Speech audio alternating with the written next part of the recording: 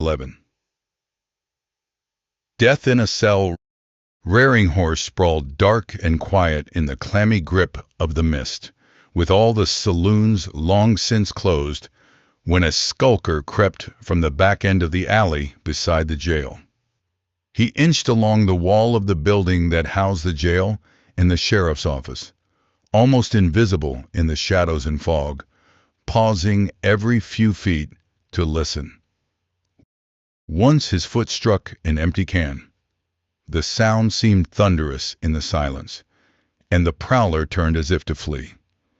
But apparently nobody else had heard the racket, so after a short pause, he continued on along the wall.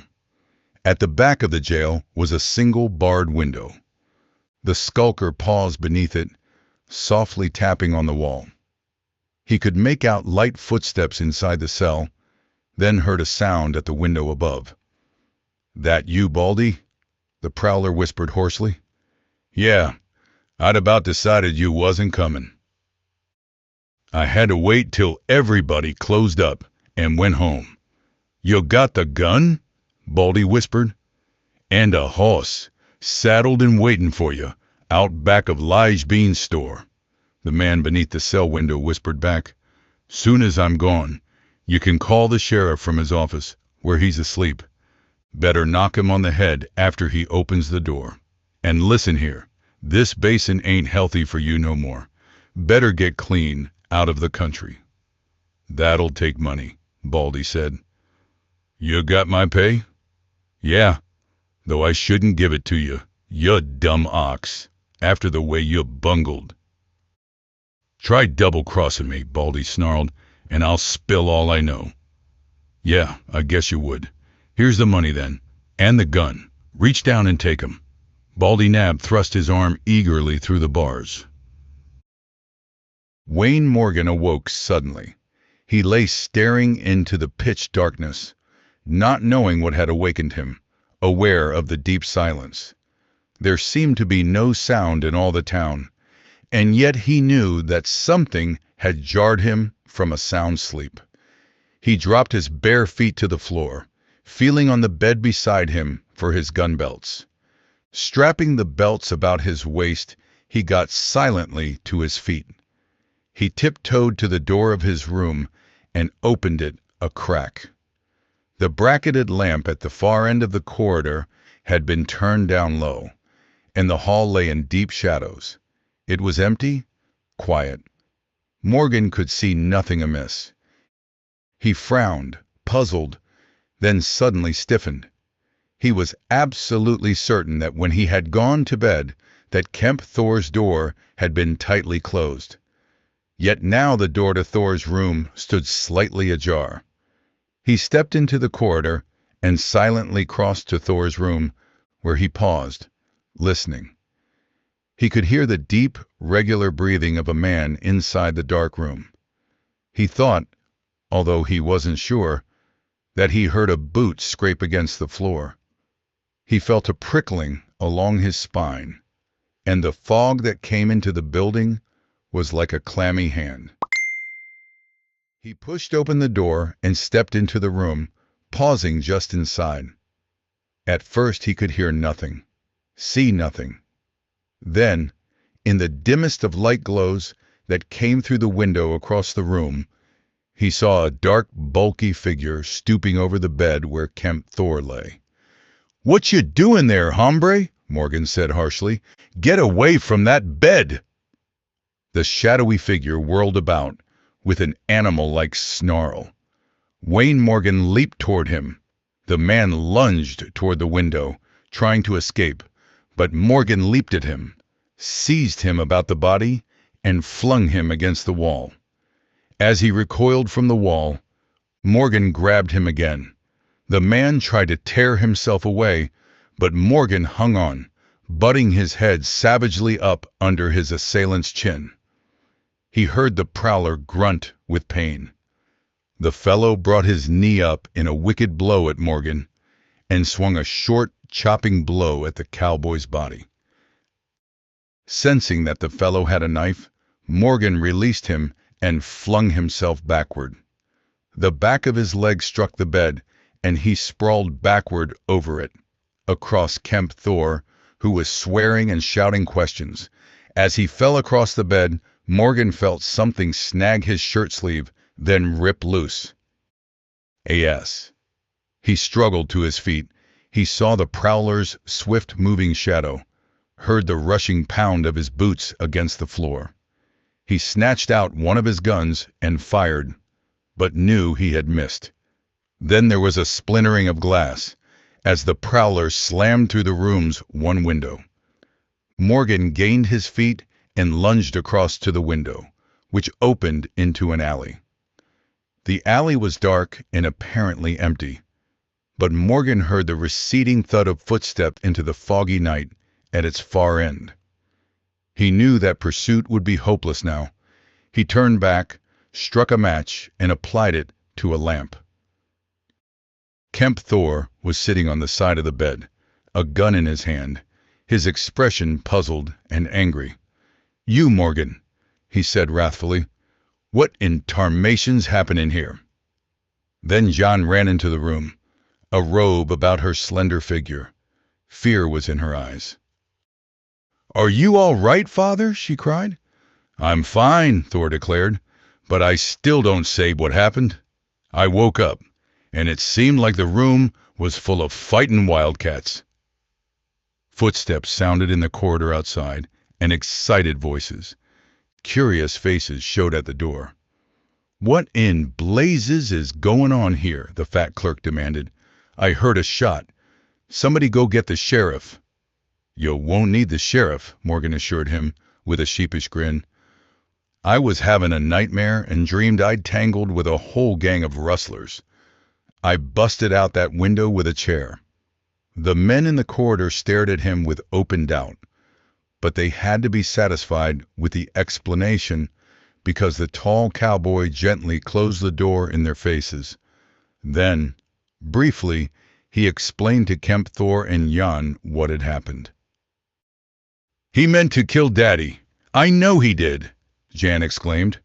"Oh, where can he be safe?"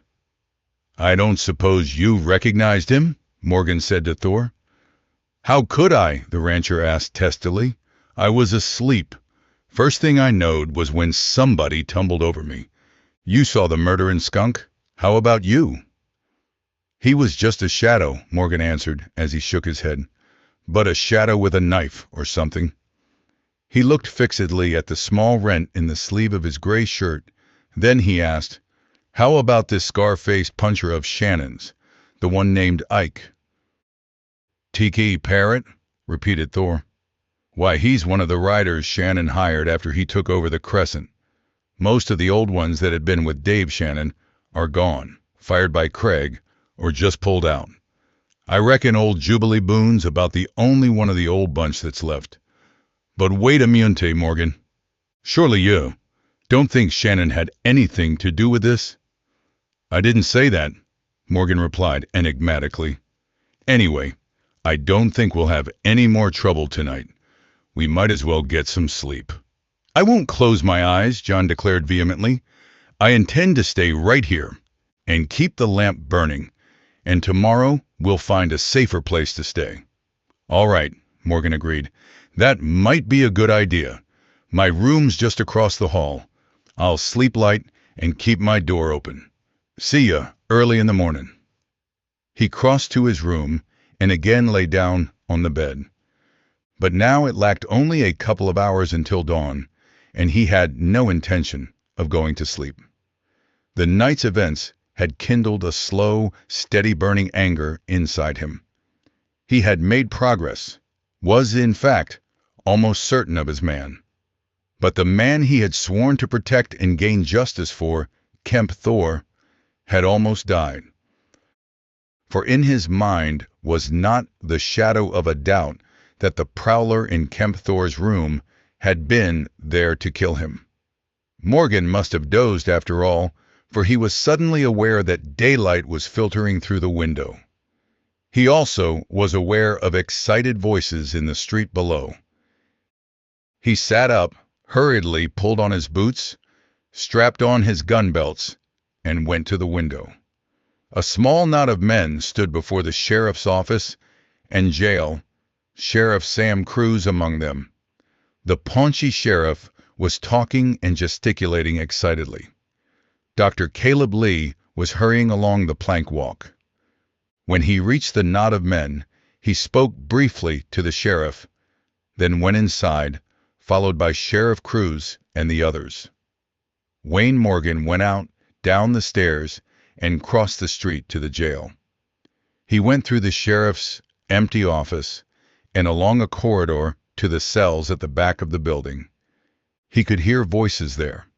The dozen or so bystanders he had seen were silent now, staring into the cell where Doc Lee bent over a motionless figure on the floor.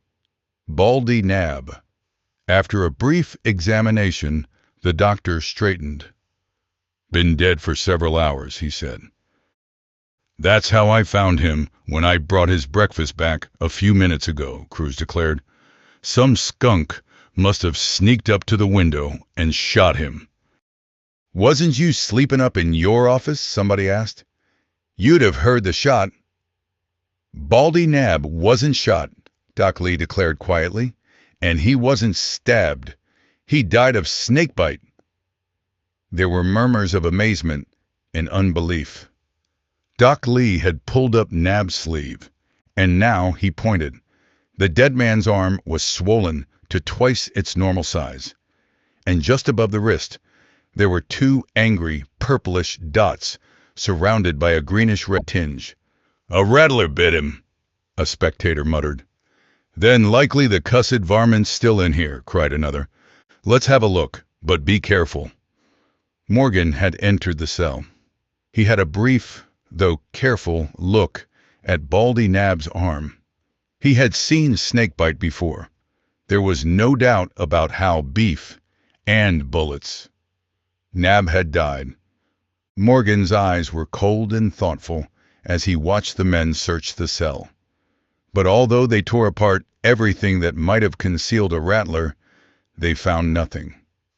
"Say, come to think of it," exclaimed one of the searchers, "how would a rattler get in here?" "A sidewinder, a small one, could have crawled through that crack over there," Morgan said quickly.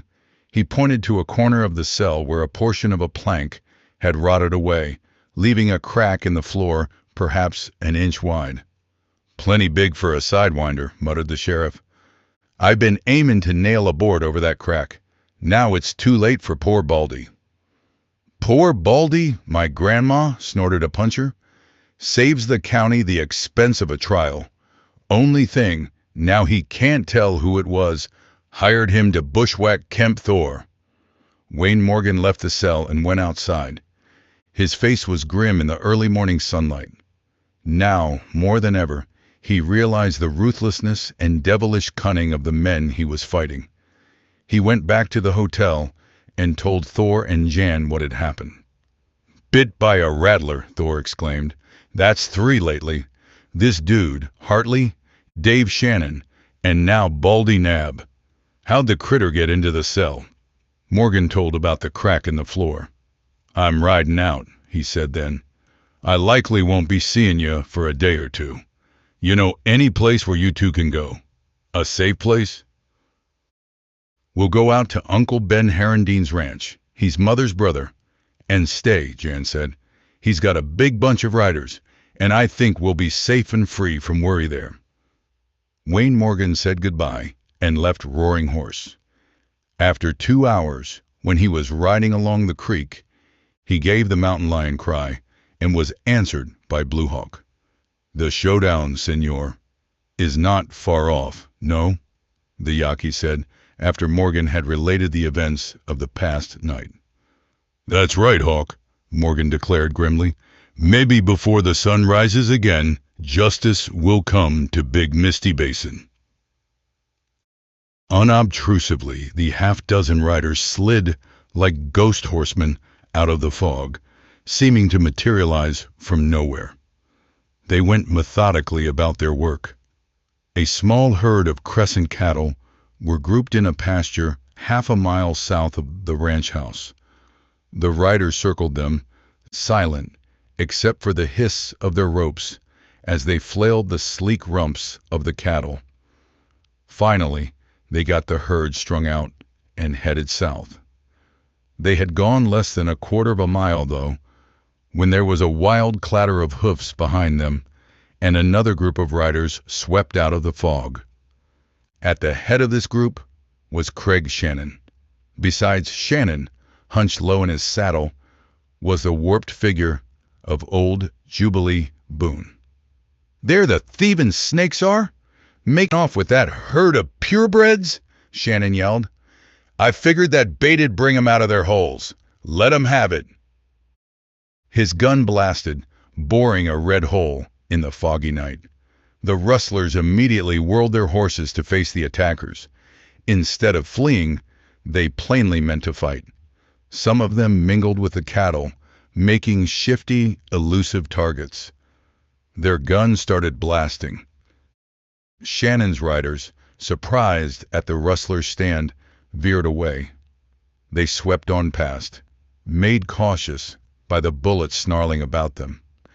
The cattle were milling, beginning to turn like a giant pinwheel. Red streamers of flame set the night ablaze, glowing like witches' fires in the mist. Men yelled, lead screamed, and snarled, but apparently nobody had been hit as yet. Suddenly, two other horsemen plunged out of the fog, almost directly into the path of fire. One was a masked, black-clad figure mounted on a coal-black stallion. The other, an Indian, was mounted on a gray. They halted, as if uncertain which was rustler and which was honest man. The great black reared, ears flattened, pawing the air. In the masked rider's hands were twin black six-shooters. Blue Hawk clutched a Winchester. "The masked rider," a voice cried. "Cut him down!" Gunfire ripped the night again. Both groups were firing. The masked rider and Blue Hawk heard the wicked snarl of lead about them. But the Robin Hood rider had his bearings now. He swerved midnight, and followed by Blue Hawk, faded back toward Shannon's group. The two could see the shadowy, elusive targets of the rustlers among the cattle, outlined in the gunpowder torches as they fired. The masked rider's black guns blazed and roared, and a raider's horse reared and threw him. The raider's head showed briefly above the cattle as he tried desperately to keep his feet. Then he vanished. Perhaps a score of men were firing wildly, making the night hideous with sound and weirdly beautiful with flower-like bursts of gun flame. The cattle bawled, and men cried out stridently. The masked rider and Blue Hawk were close to Shannon's men now. "Now's the time, Shannon!" the masked man yelled. "They're outnumbered. Charge 'em!" But Shannon didn't give the order to charge. "Hold off! Hold off!" he shouted. "No use in getting a lot of men killed." The masked rider felt a sudden sharp pain in his arm between the elbow and the shoulder, and knew he had been slightly wounded. But he ignored the injury. He heard Blue Hawk's rifle bellow beside him, heard a man in Shannon's group cry out hoarsely, then sway drunkenly in the saddle before tumbling to the ground. "Hawk," he said to the Yaqui sharply, "you're making a mistake. These men are not the rustlers." "This hombre, senor," Blue Hawk said calmly, "was about to shoot you." As the masked rider well knew, the Yaqui never lied and seldom made mistakes. The black-clad man swung toward Shannon's riders, who were almost invisible in the curling mists. But leaping red flames from their guns were plainly visible, and there was nothing ghostly about the angry snarl of lead about the heads of the masked rider and his Indian companion. With sharp anger, he realized that in this fight, he and Blue Hawk had no friends on either side. Both Shannon's punchers and the raiders were trying to cut them down. "Out of here, Hawk," he ordered. "We'll let 'em fight it out." They reined their horses around and raced back the way they had come, followed by seeking fingers of lead. They vanished into the deep, moonshot fog, whose thickness seemed to break as they cut their way through it. Almost immediately, the gunfire slackened behind them. It was not the masked rider's way to run away from a fight. He was not running away from one now. But with both sides gunning for the scalps of Blue Hawk and himself, there just wasn't any sense in taking chances. 200 yards from the herd, they drew to a halt. As the masked rider had expected, there was no pursuit. The firing now had died to an occasional shot. "Shannon's got 'em outnumbered," said the masked man. "The fight's about over. Rustlers won't stand up against odds." Within another minute, the firing had stopped entirely. Off in the mist, they heard the sound of galloping hooves, receding. Then Shannon's riders passed close in the fog, so close that they could see an inert figure dangling over a saddle. "Jubilee's bad hit," one of the riders said. "Maybe he's already dead." The Crescent men rode on into the fog toward the ranch house, the hoofbeats of their horses rapidly dying away. "What now, Senor?" Blue Hawk asked. "I'm going to pay Shannon a visit," the masked rider said slowly. "I want to see how bad this Jubilee Boone is hurt and find out what this was all about." "But, Senor," the Yaqui protested in quick alarm, "you saw that Shannon hates the masked rider and wishes to kill him. There would be too many, even for both of us, to fight." "I won't be hunting a fight, and I'll go as Wayne Morgan," the masked man said. "Shannon was plumb friendly toward Wayne Morgan the last time they met." "I will go with you?" asked the Yaqui. "Only part of the way. I don't figure on any trouble." They proceeded slowly toward the ranch buildings, unseen in the fog. When they came up against a peeled pole corral, they stopped. Directly ahead bulked the ranch buildings. A light glowed in the bunkhouse and in a room of the ranch house. Quickly, the masked rider removed the black cape and domino mask. "Wait here," he instructed Blue Hawk. "I won't be gone long." He strode toward the ranch house. Two punchers stood on the wide porch, talking in low tones. Evidently they mistook Morgan for a Crescent puncher, for they only glanced at him as he stepped past them and into a hallway. To his right was a lighted room, and he stepped quickly through the doorway. A gnarled, white-mustached oldster, whom he correctly guessed to be Jubilee Boone, lay on a bed. The front of the oldster's shirt was blood-soaked. His eyes were closed, and his breathing was harsh, ragged. Craig Shannon stood beside the bed, staring down at the old cowhand. As Morgan entered, the Crescent owner turned quickly. Surprise flared in his eyes as he saw who it was. His hand dropped to his gun, and his lips turned downward at the corners. "How'd you get in here, cowboy?" he asked harshly. "Why, I just walked in," Morgan said mildly. "Nobody tried to stop me." "Where'd you come from?" "Out there," Morgan remarked calmly. "I was taking a shortcut to town when I heard gunshots. Figured somebody was tangling with rustlers, so I headed this way. Looks like I was too late, though." His eyes flicked at the wounded oldster. "What happened?" Shannon's hand fell away from his gun, and some of the tension left his body.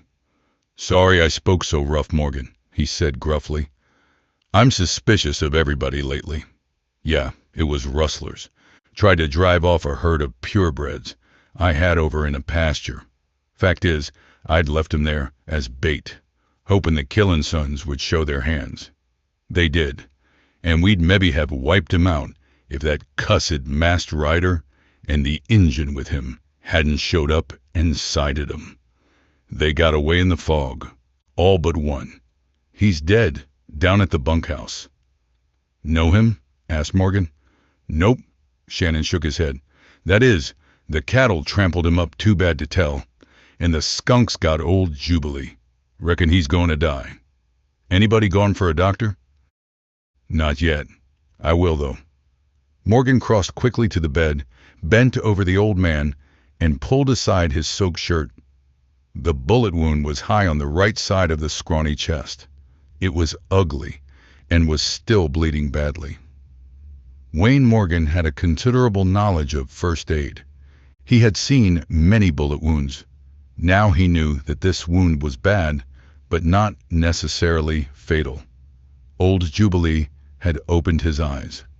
They were dull, as if some of the fog had got into them, and bewildered. He stared up at Morgan, and gradually the eyes cleared as memory returned. Craig Shannon was standing behind Morgan, in such a way that Jubilee couldn't see him. Jubilee tried to speak, failed, tried again. "Who are you?" he whispered. "Name's Wayne Morgan. Just take it easy, old-timer. You'll be all right." Jubilee shook his head painfully. "Got something. Say," he moaned. "Let it wait. I'll fix you up. Say it, now." The old monster wet his dry lips. There was something dark and bitter in his eyes, something desperate and pleading. "Rustlers. They ain't?" He stopped again, a rough cough making his wiry body shiver. Shannon stepped up beside Morgan. He had a whiskey bottle in his hand. "Save it a few minutes, old-timer," he said gently. "Here, take a snort of this, and it'll make you feel better. Then I'll patch you up." He uncorked the bottle and held it out to Jubilee. The old cowhand gulped a couple of swallows, sighed, and closed his eyes. "I'll need hot water," Morgan said, "and clean cloths for bandages." "Water's already heatin'," Shannon said. "I'll get the bandages. One of my riders out at the bunkhouse has a bullet in his shoulder. He'll need fixin' up until Doc Lee gets here." Shannon went into an adjoining room. The wounded puncher at the bunkhouse, Morgan guessed, was the one Blue Hawk had shot. He started cutting away Jubilee's shirt. The oldster's eyes were still closed, his breathing slow, labored. When Shannon returned with white cloths in his hands, Wayne Morgan was standing beside the bed. His eyes were grim as he looked at the crescent owner. "We won't need the bandages now," he said. "Jubilee's dead." Chapter 13. Boot Hill Medico. Are you dropping with surprise? Shannon stopped short. Then he swore softly. "I didn't know it was that bad," he muttered. "Neither did I," Wayne Morgan said soberly. "He was old, though, and maybe he just didn't want to live bad enough to keep on breathing. I wonder what it was he wanted to say." "Did seem like he had something on his mind." Craig Shannon shook his head gravely. "Maybe he knew he was about to die. He'd been with the Crescent a long time. He pulled me out of plenty scrapes when I was a kid, without saying anything about it to the old man. Jubilee was my friend when nobody else was." "Did you recognize any of the raiders tonight?" Morgan asked abruptly. "No, I didn't." "Did one of them ride a hoss with 3 white stockings?" "If there was a hoss like that, I didn't see it," Shannon said, almost with regret, it seemed. He was staring at Morgan's arm. "Your arm's bleeding, Morgan. How'd you get that?" Morgan had forgotten about the bullet scratch on his arm. Now he saw that the trickle of blood had soaked through his shirt sleeve. "I got kind of excited when I heard them gunshots," he said, thinking quickly. "A limb scratched me when I busted through a thicket. Don't amount to anything. Well, there's nothing else to be done here now." Shannon had the whiskey bottle in his hand again. He offered it to Morgan, and Morgan shook his head. Shannon started to raise it to his lips, then grimaced and lowered it, untasted.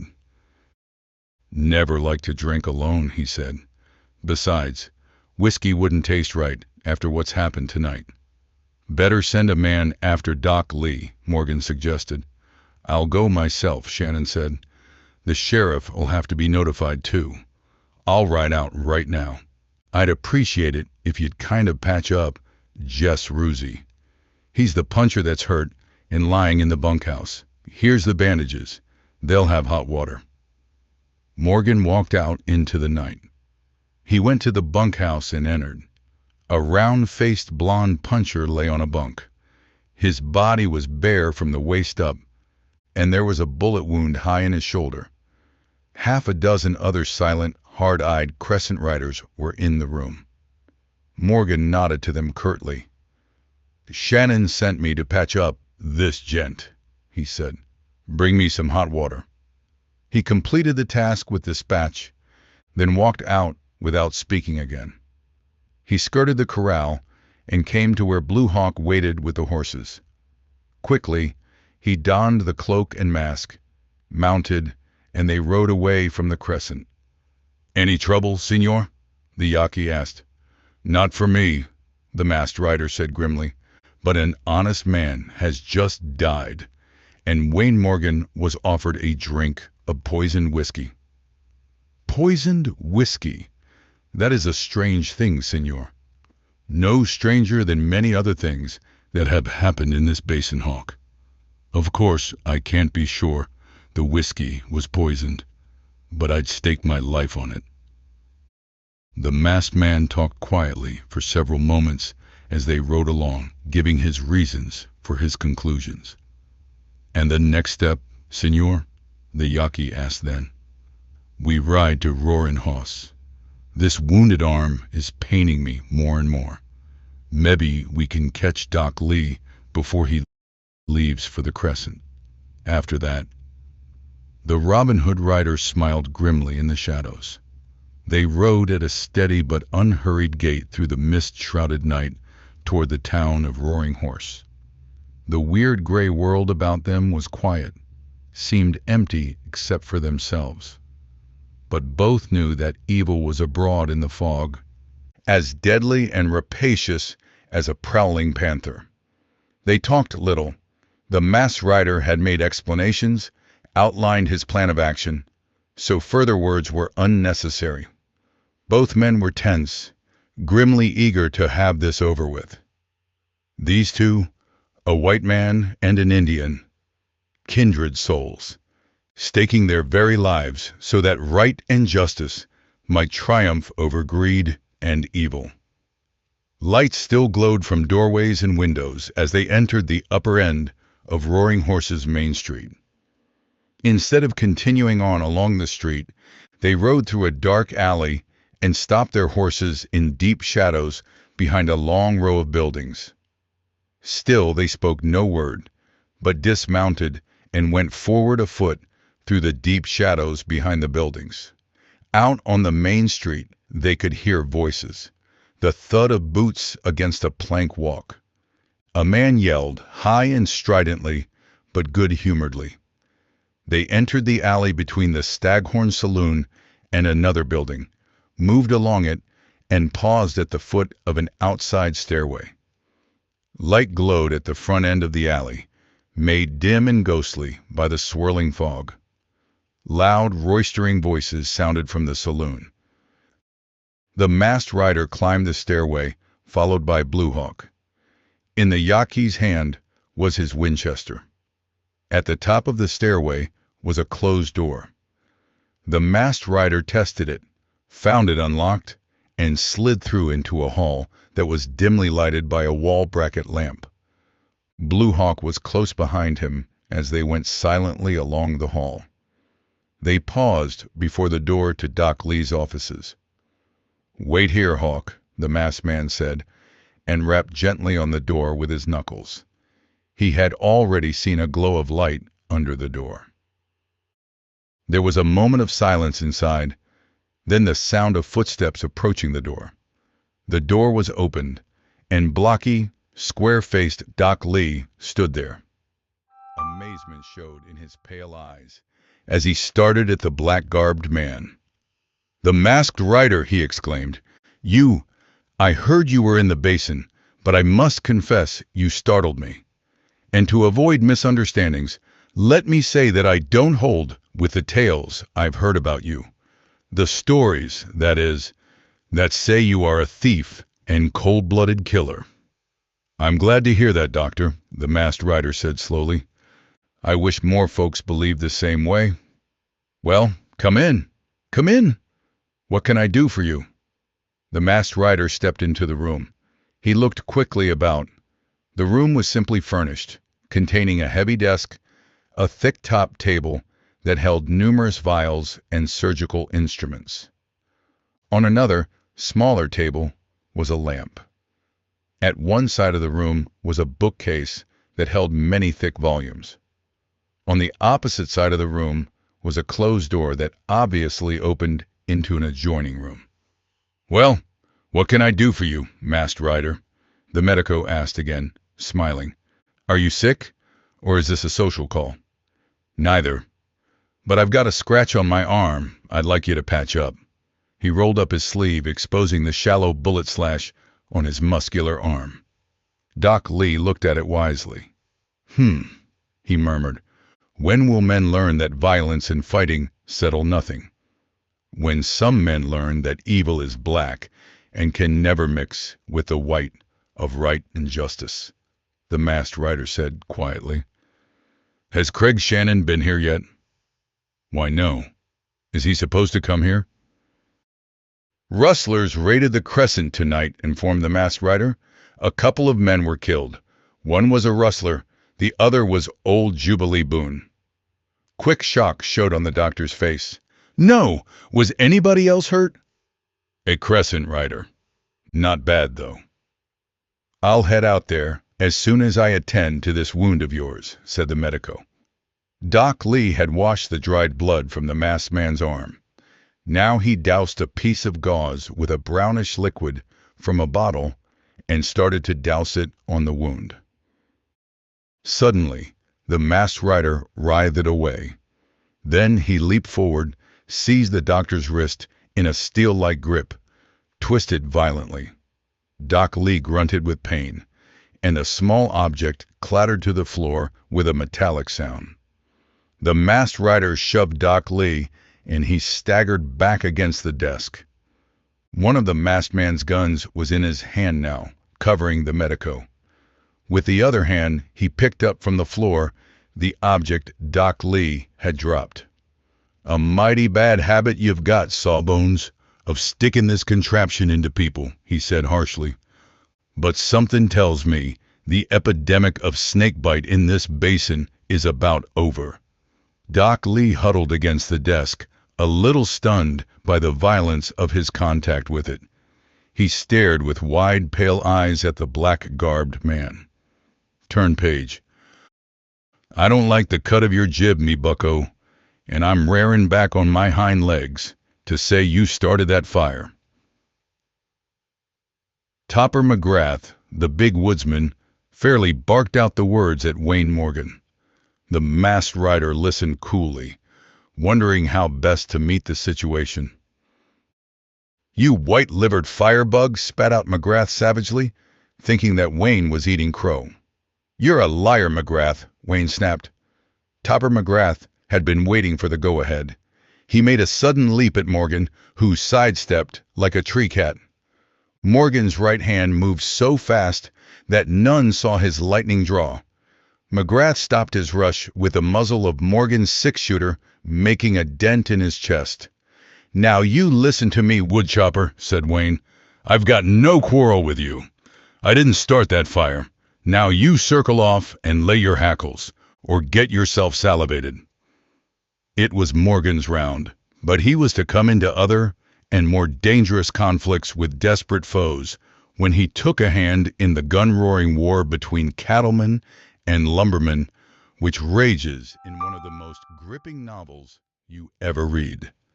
An epic of the Badlands, which brings you the masked rider at his fighting, trailing best.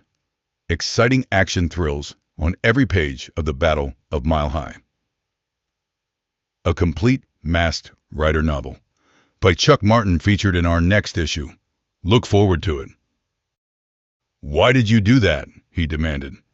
"What's wrong, masked rider?" "You know what's wrong," snapped the black-clad man. "You meant to stick this thing in my arm, didn't you?" He held up the object. It was a small syringe with a pair of hollow steel needles attached. Inside the syringe was some kind of fluid. "Certainly. I meant to stick it into your arm," Doc Lee said. "It contains a sedative to ease pain. Enough of it would put a man to sleep." "One tiny drop of it would put a man to sleep. Forever," the masked rider spat at him. "The stuff in this syringe is what you killed the man, Hartley, with. It's what you killed Dave Shannon with 6 months ago. And Baldy Nab last night.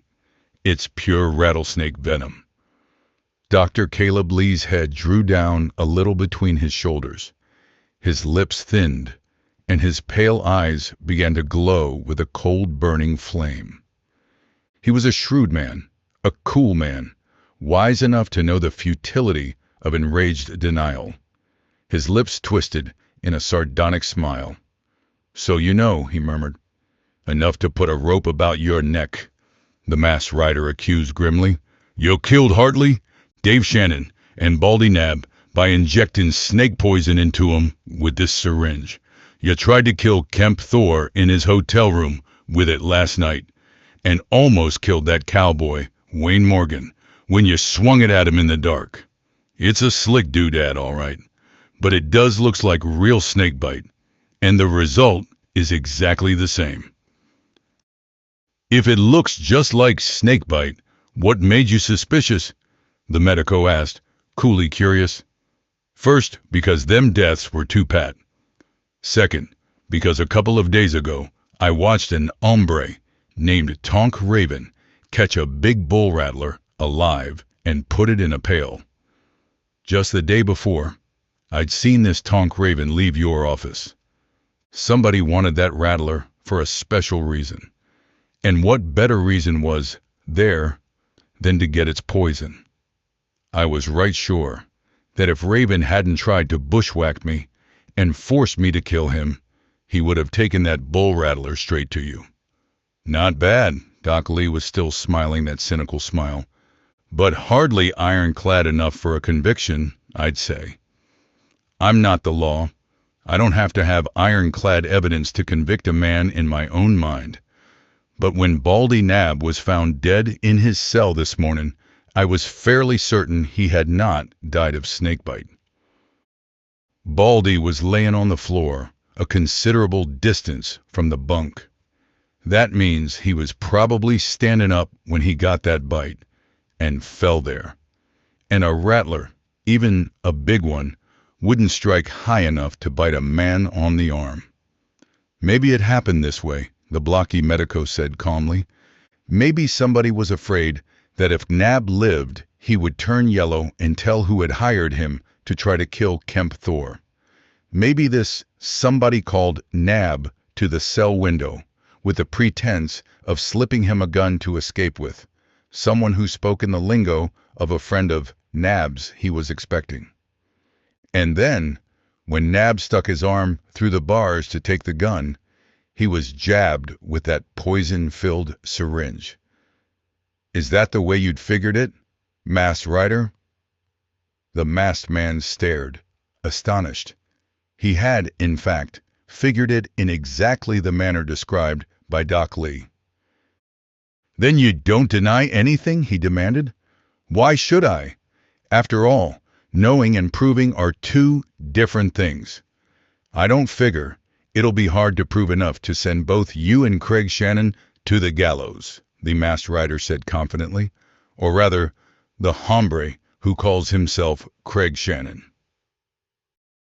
What do you mean by that? Doc Lee asked sharply. I mean the gent who's masquerading as the Crescent owner is not Craig Shannon, as you well know. Chapter 14. Guns in the dark. O.C. Lee leaned back heavily against the front of the desk. Plainly, the masked rider's last charge had taken him by surprise. His square face had lost its kindly appearance, and his real nature showed behind the cold flame in his pale eyes. If he's not Craig Shannon, then perhaps you will tell me who he is, he sneered. The masked rider shook his head. I don't know, yet. All I know is that he is not Craig Shannon. and that he is hand in glove with you in this devilish mess." "Then what makes you think he's not Shannon?" persisted Doc Lee. "Mainly because of something Kemp Thor told this drifting cowboy, Wayne Morgan. And Morgan told me," the masked man declared. "According to Thor, Craig Shannon's chest is, or was, covered with knife scars. Scars he'd got in a fight with a gent named Johnny Bones before Craig left home over 10 years ago. I know that knife scars, especially deep ones like Craig Shannon had, never disappear. Yet this hombre calling himself Craig Shannon hasn't got a single scar on his chest. I know, because in his fight with Court Lash in the Staghorn a few days ago, his shirt was almost ripped from his body. Wayne Morgan was there, and he told me that." "Careless of me," murmured the medico.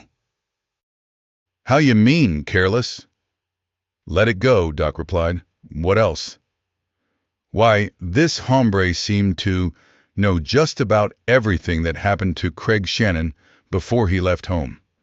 But when Wayne Morgan mentioned something that hadn't happened, like him supposedly rescuing John Thor from a flooded creek when she was a little girl, he got flustered. Then he claimed to remember it. That was another dead giveaway." "Masked Rider, I wish I'd had you on my side," the medico said admiringly, ignoring his own predicament. "It was easy enough to fool the simple fools in the basin." "Something else this fake Craig Shannon will answer for," the masked man went on, his deep voice grim and implacable. "I'm sure that raid on the Crescent tonight was as big a fake as Shannon is himself. Shannon, or one of his riders, shot old Jubilee Boone, wanting to get him out of the way because they was afraid he'd found out too much. But the shot failed to kill him, and they took him back to the ranch house. He was bad hurt, but according to Morgan, who dropped by sort of accidental, a long way from dying, Jubilee wanted to say something awful bad, and Shannon seemed not to want him to talk. Then, just after Shannon gave him a drink of whiskey, Jubilee died. Morgan was certain the whiskey was poisoned, and I'll gamble he was right." Doc Lee ran his hand lightly along the edge of the desk, smiling slightly as though amused. But there was a wicked scheming in his eyes, a bitter, desperate hope for a way out. "Those are pretty theories, Masked Rider," he sneered, "but only theories. What would be the motive behind such fantastic things? Men don't do things without motives, you know." "I thought mebbe, seeing you're beaten, you'd tell me that." The physician laughed. It was an ugly sound, matching the trapped animal fury on his features, giving an insight into his real nature.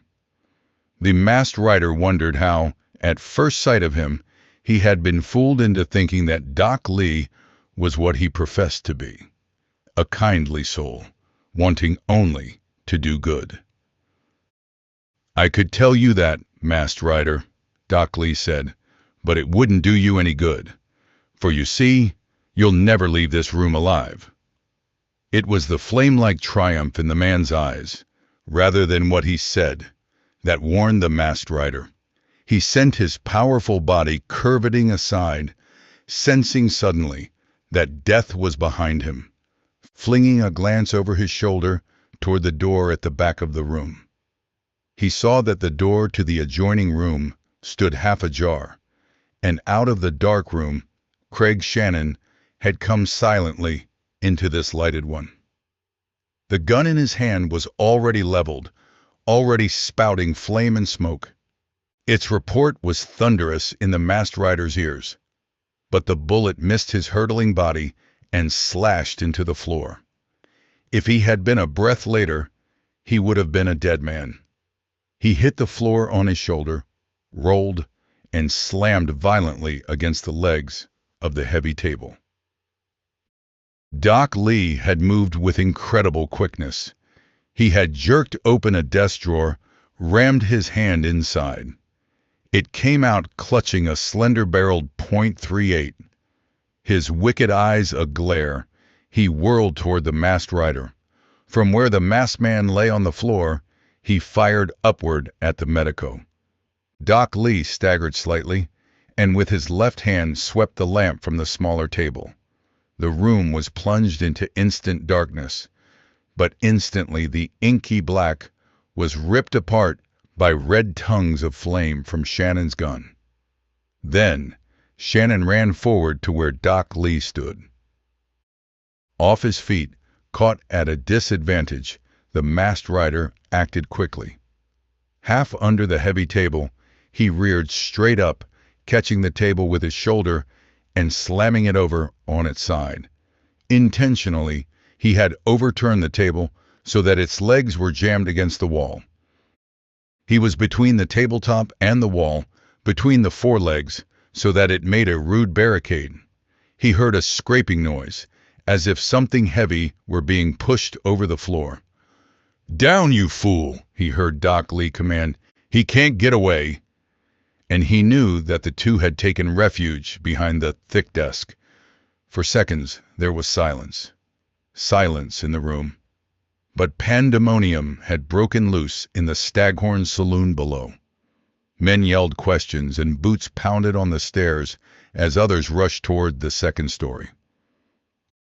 Likely some of Shannon's tough riders were among those pounding up the stairs. They would know that Shannon was in Doc Lee's office and would try to come to his aid. But Blue Hawk was in the hall outside, and in the Yaqui, the masked rider had implicit faith.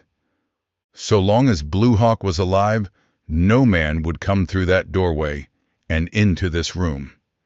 He raked a gun sight across the floor, and instantly twin tongues of flame licked across the room at him. Bullets slashed into the table before him. The churning flame blinded him so that he could see nothing. But as the gunfire slackened, he rammed the barrels of his two guns over the table edge and hammered two quick shots at the desk.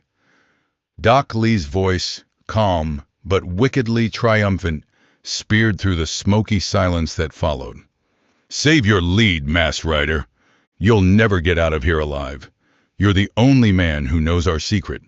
It'll die with you, and we'll collect a bounty for saving our own hides." "Don't be too sure of that, Sawbones," the masked rider said coldly. "If you want me, come and get me." The room exploded redly as the medico and Shannon slammed lead wildly at the tabletop again. Lead splintered into the wood, snarling its wicked, fiendish hymn of hate and death. Flattened against the floor, the man in black slid sideward, snaked one of his sixes around the table edge. The 6 shots he poured into those churning flames before him made a continuous roar like the roll of giant drums. One of those guns behind the desk stopped firing abruptly. The masked rider heard a man grunt, a low, tired sound, and then a dull thud like a body striking the floor. The other gun stopped firing then, and a man cursed in a low, furious tone. It was Doc Lee's voice. Shannon, the masked rider guessed, was the man who had been hit. Or was it a trick? In the momentary silence, he heard Blue Hawk's voice in the hall outside. "Back, senors. No man enters that room." "Who's in there, and what's going on?" a rough voice demanded. "The masked rider is there, and he fights the evil ones, the killers who have brought terror to this range." "If it's the masked rider, then I'm on his side," still another voice declared, a voice which the masked man recognized as that of Court Lash. "Hold your fire, Redskin. I'm coming over there." There was a thud of boot heels. "Careful, senor. Behind you," Blue Hawk said sharply. His rifle crashed, and a man cried out. "He was about to shoot you in the back, senor," the masked rider heard Blue Hawk say. "Come on, you crescent buccos," a harsh voice shouted. "The boss is in there. Let's get to him." Boots pounded the floor again. A gunshot crashed. A dance hall girl screamed. "Court, be careful," another girl's voice cried. Amazement slapped at the masked rider. That was Jan Thor's voice. Jan here, when she was supposed to be at her uncle's ranch. Other guns roared in the hall, their thunderous detonations beating back from the walls and shaking the building. "What now, Sawbones?" the masked rider asked, jeeringly. "Your pard's dead, and you're alone. Ready to give up?" Doc Lee's answer was a wild curse that held baffled rage and a hint of panic. Obviously, he had reloaded his gun, for he started firing again, wildly, punctuating the shots with his venomous curses. The masked man hugged the floor, counting the shots. The savage snarl of lead was close in his ears, the bitter smell of powder smoke in his nostrils. The room blazed and leaped with a weird red light that gave it an inferno-like appearance. At the sixth shot, the masked rider came up from the floor like a spring uncoiling. He flung the table aside and leaped across the Stygian black room, going over the desk in a slashing, headlong dive. His shoulder struck Doc Lee's blocky body and drove the man to the floor. The medico tried to writhe away. He fought the masked man, snarling in wicked fury like an animal, clawing, mauling, kicking. The masked rider clung to him with one hand and slashed downward with the gun that was in the other. The blow missed, and nausea rolled over him as his antagonist's boot slammed into his middle. He recoiled, then drove back in, savagely, without mercy. The gun barrel slammed downward again, and again, thudding solidly the second time. Doc Lee suddenly grew limp and lay still. The masked rider got slowly to his feet. The loud, excited voices continued in the hall outside, but the gunfire had stopped. The black-clad man stood a moment in the darkness, getting control of his emotions, the tension leaving him. The fight was over. He scratched a match, and its flickering light dimly illuminated the room. Shannon lay sprawled on his face, and Doc Lee was on his back. Shannon was dead, while the medico was merely unconscious. He would live. "Hawk!" the masked rider called. The door was opened almost instantly, and the Yaqui stood in the opening, framed in the light from a lamp in the hand of a man just behind him. "Señor," the Indian exclaimed, deep anxiety in his voice. "I did not dare open the door. Are you all right, Hawk? How about out there? It is over. One man is dead, a scar-faced hombre named Sid Parrott, I think, and 2 others wounded. The others left. Good enough. They can be rounded up if they're wanted. We've got the 2 we was after. Bring in the light." Chapter 15. The masquerader EGHT appeared as the man with the lamp came into the room. A score of others crowded in behind him. They were honest men, the masked rider judged, townsmen and ranchers, some of whom had suffered at the hands of the raiders. Now they stared with wide, unbelieving eyes at the 2 men on the floor. "Doc Lee and Craig Shannon," one of them exclaimed. "Surely you don't mean, masked rider, that they're the ones that have been behind all this deviltry?" "That's just what I do mean," the Robin Hood rider said grimly. "Doc Lee had all of you fooled. As to this other hombre, he ain't Craig Shannon." "Not Craig Shannon? You must be loco. Would any of you, who knew Craig Shannon before he left the basin, have recognized this gent as Shannon if you'd met him unsuspecting on the trail?" the masked man demanded. "Why, no, maybe not," one of them said finally. "But Craig was only a youngster when he left, and 10 years passed before he came back. You had only his word, and Doc Lee's, that he was Shannon," the masked man declared.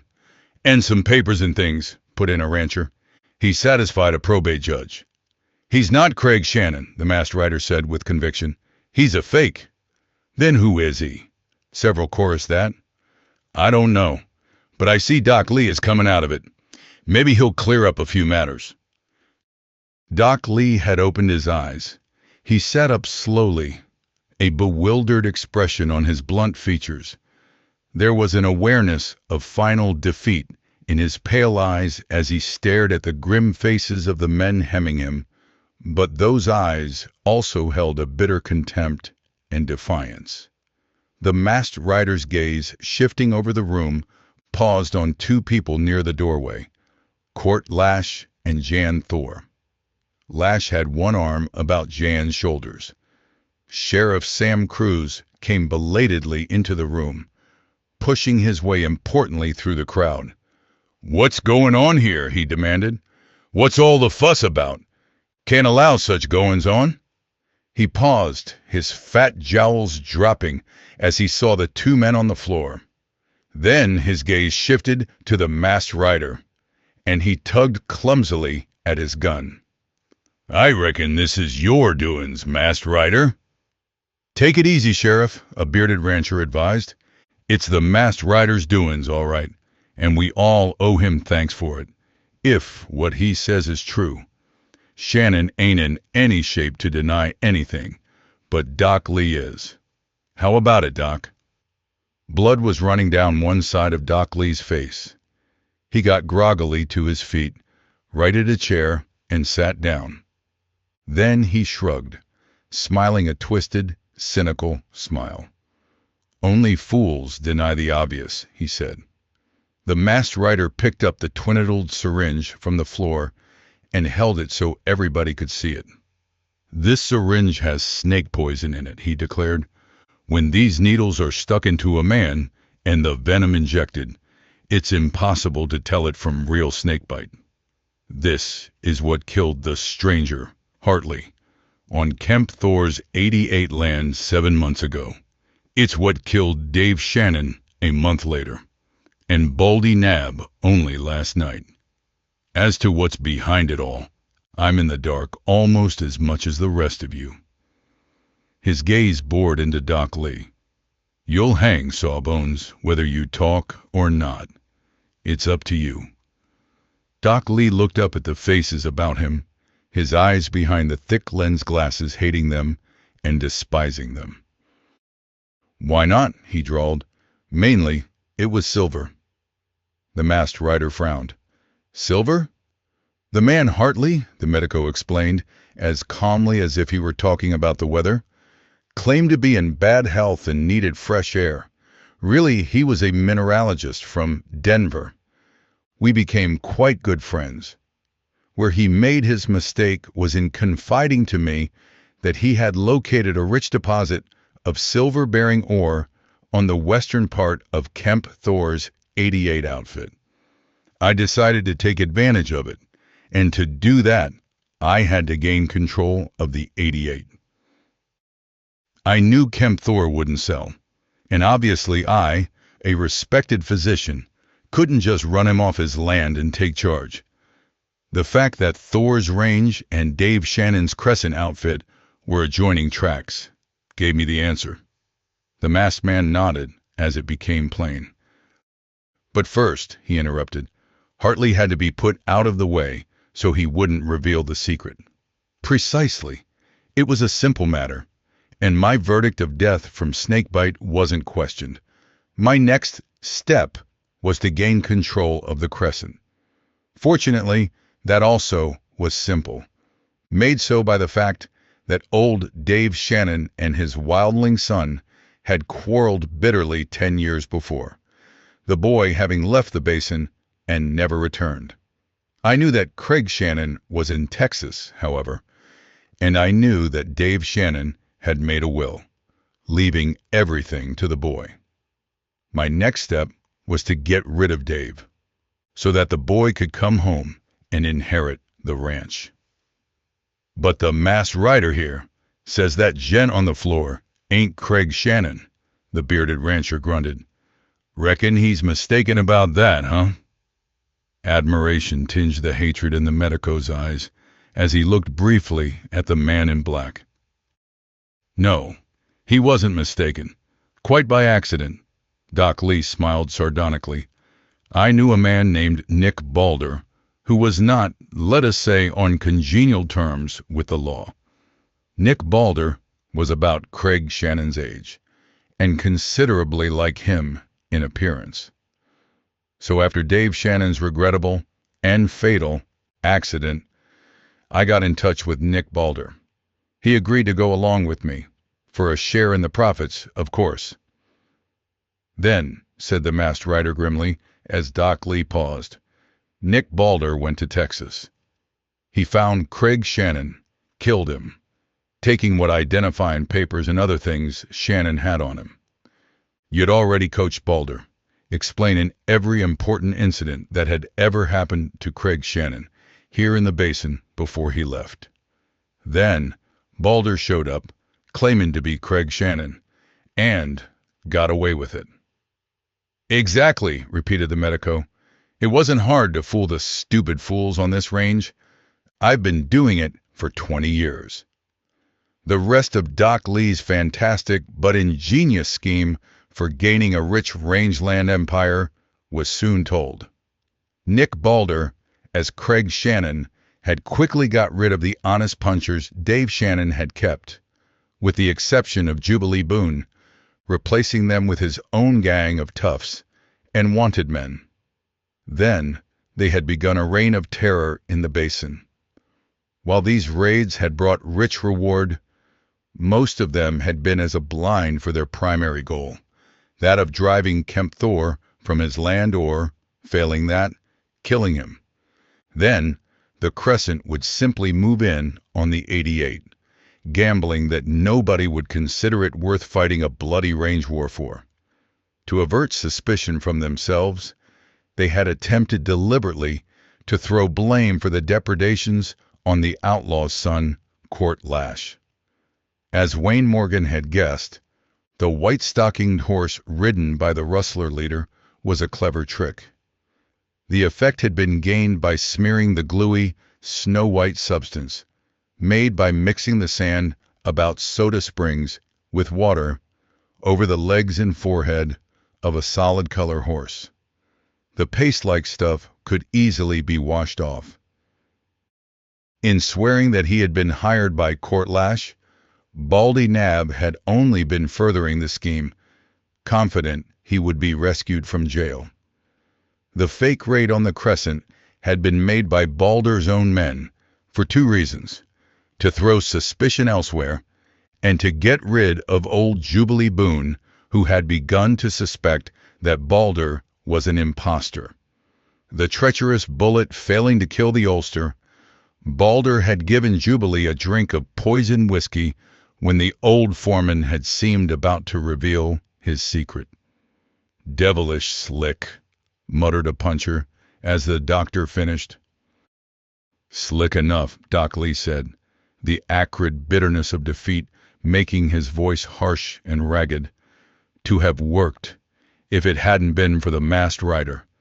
I'd have had what I've always wanted, what I finally did murder for, wealth. I'd have been king of an empire. I hope he burns in purgatory for his meddling. The masked rider paid no attention to Doc Lee's denunciation. He had eased through the crowd until he stood near Court Lash and red-haired Jan Thor. After tonight, hombre, the trail ought to be a little easier for you, he said to Lash. Court Lash smiled. Easy or not, I'll follow it to its end, he said, because I won't ride it alone from here on. His arm tightened about Jan. The masked man said to John, Wayne Morgan told me you and your father had gone to your Uncle Ben's to stay until this was over. Father's out there. John smiled happily, tossing her red head. But I had business in town. Court and I were married an hour ago. The masked rider smiled, his hand on Court Lash's shoulder. I wish you lots of luck, all of 'em with red hair. The crowd, engrossed in Doc Lee and the dead man, hadn't noticed the masked rider's slow passage to the doorway. By gosh, It must have took a lot of slick brain work to unravel this, one of the spectators remarked admiringly. How'd you do it, masked rider?